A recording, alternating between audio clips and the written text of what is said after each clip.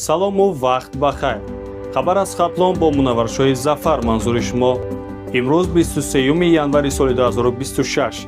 инак таваҷҷӯҳ намоед ба сархати хабарҳо. маҷлиси васеъи ҳукумати ҷумҳурии Тоҷикистон баргузор гардид. 26 январи соли 2026 нишастҳои матбуотӣ оғоз мегарданд. омодагии кишоварзони кӯлоб ба гирифтани ҳосили фаровони картошка. шарҳи бештари хабарҳо. 23 январ дар бинои ҳукумати ҷумҳурии Тоҷикистон таҳти раёсати президенти ҷумҳурии Тоҷикистон пешвои миллат раиси ҳукумати кишвар муҳтарам Эмомалӣ Раҳмон маҷлиси васеъи ҳукумати ҷумҳурии Тоҷикистон ба кори худ доир кард.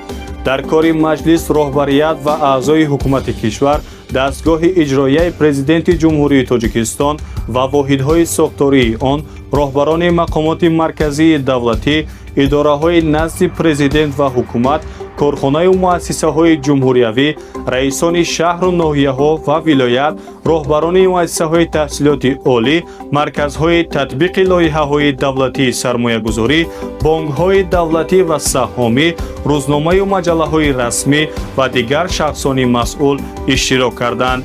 дар маҷлиси васеъи ҳукумати ҷумҳурии Тоҷикистон натиҷаҳои рушди иҷтимоию иқтисодии кишвар дар соли 2025 муфассал баррасӣ гардида, вазифаҳои асосӣ барои соли 2026 муайян карда шуданд. ба таваҷҷӯҳи рӯзноманигорони вилояти Хатлон расонида мешавад, ки рӯзи 26 январи соли 2026 нишасти матбуотӣ бо роҳбарони раёсати тандурустии вилоят, сарраёсати хадамоти назорати давлатӣ дар соҳаи тандурустӣ ва ҳифзи иҷтимоии аҳолӣ дар вилоят, маркази назорати давлатии санитарию эпидемиологии вилоят, шуъбаи хадамоти давлатии ташхиси тиббию иҷтимоӣ, беморхонаи вилоятии клиникӣ ба номи Бурри Воҳидов, раёсати маорифи вилоят, раёсати фарҳанги вилоят ва сарраёсати молияи вилояти Хатлон баргузор мегардад. кишоварзони шаҳри Кӯлоб айни замон ҷамъоварии охирини ҳосили маҳсулоти кишоварзӣ дар фасли тирамоҳ парваридаашонро ба анҷом расонида, ҳамзамон ба омодагӣ ба кишти зироатҳои баҳорӣ оғоз намуданд.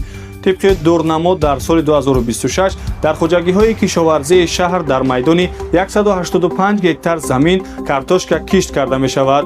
علاقه دهقانان به کشت این زراعت سرطلب آغاز نموده، مقصد دارند در روزهای نزدیک نقشه را بر زیاد اجرا نمایند.